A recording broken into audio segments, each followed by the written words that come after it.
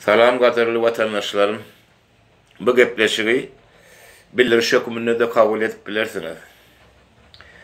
Yani kimde kim Türkmenistan vatanımızın özgörüp goğdurmuşda yaşamak isteyen bolsak, kimde kim yollar açılıp vatanına dolanmak isteyen bolsak, kimde kim gelecekte çağalarının, artıklarının, ılımlı, bilimli, ağrı namaslı, vatan söyücülükli, öz ene toprağının eyesi olup yetişmegini isteyen bolsanız,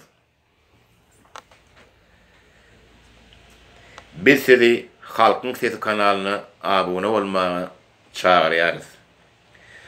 Dostunu, düşmanını tanıyacak bolsan, durmuşta öz yanlışımızı düzeltmek isteyen bolsak, hakikatin karşısında yalan propaganda yayradiyanları tanıyacak bolsak, halkın daşarı yurtlarda eyesiz kalıp köçädinilandygmady kimlerin üstü bilen edilendigini bilmek isteyen bolsak, Halkın Sesi kanalına abone olmağa ve öz pikirlerinizi paylaşmağa çağırıyoruz.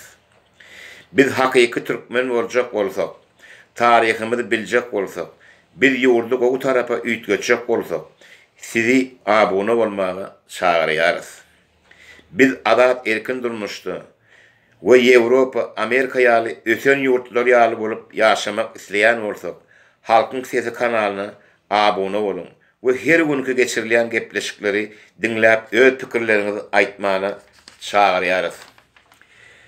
Biz geçen şahsiýetlerimizi Türkmen milleti üçin janyny ortağa goýup eden işlerine hormat goýjak bolsak, biz özümiziň kimlerdigmidi tanajak, biljek bolsak, sizi Halkın Sesi kanalyna gepleşiklerine iýdigiderli dinlemäge we abone bolmagy çağırýarys.